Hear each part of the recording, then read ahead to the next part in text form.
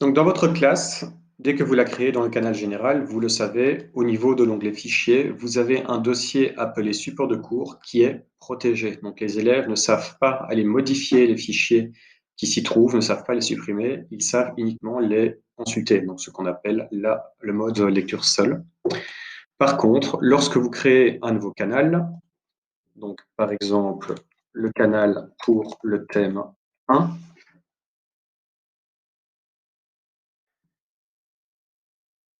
voilà, il est créé.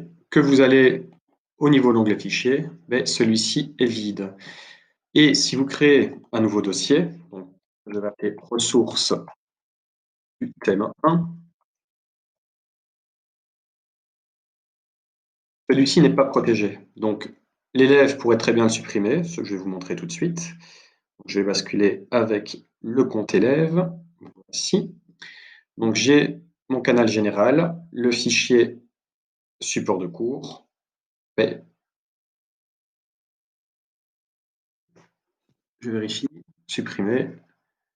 Voilà, je n'ai pas la possibilité de supprimer ce dossier. Par contre, si donc en tant qu'élève, je vais dans ce premier fichier du thème 1, je peux sans aucun souci le supprimer.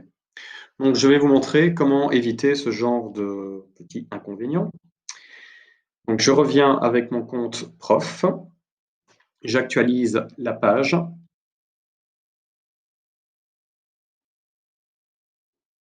Et donc le dossier que j'avais créé a bien été supprimé par un élève. Donc je vais recommencer.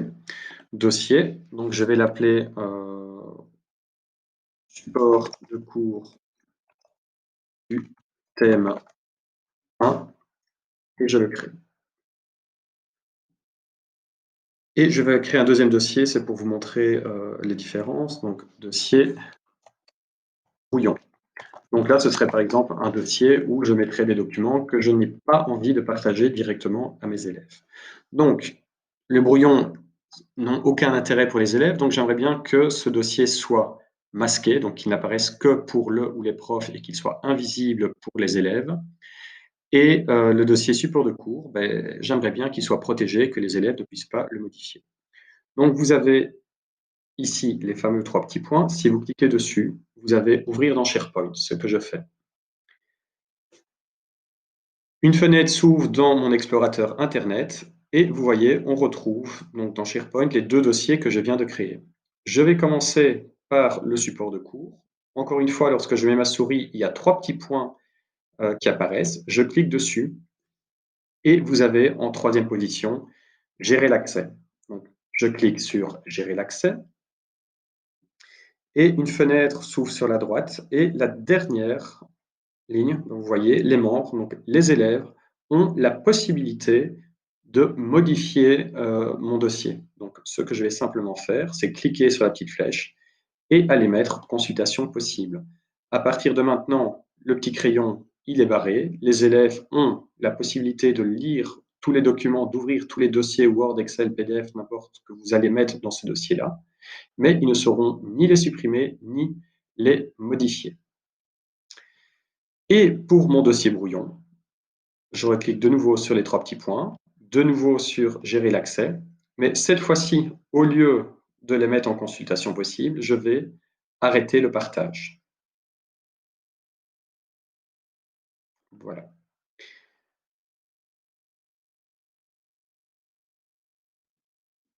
Je retourne dans ma classe en tant que professeur, j'actualise la page et vous voyez, en fait, rien n'a changé. Donc ça, c'est un petit peu embêtant pour le professeur. Donc vous voyez les deux dossiers qui existent et je n'ai aucune modification au niveau des icônes. Par contre, si je vais de maintenant dans la même équipe, mais en tant qu'élève, je vais réactualiser, voilà, et que je rentre dans la classe, mais mon support de cours, je vois bien qu'il est en lecture seule. Par contre, le deuxième dossier, brouillon, il n'apparaît pas pour moi. Pour moi, en tant qu'élève, bien sûr, en tant qu'étudiant. Donc, je retourne une dernière fois avec le compte professeur. Ce que je vous conseille, du coup, en attendant, que Microsoft se décide de faire des petites mises à jour pour qu'il y ait un petit logo qui apparaisse, beh, c'est de venir renommer les fichiers. Donc vous mettez par exemple entre parenthèses visible uniquement, un code à vous un peu court et support de cours, renommé, protégé. Comme ça, vous avez un petit pense-bête et vous savez que ces 2 dossiers-là, ont des propriétés différentes pour vos élèves, pour vos étudiants.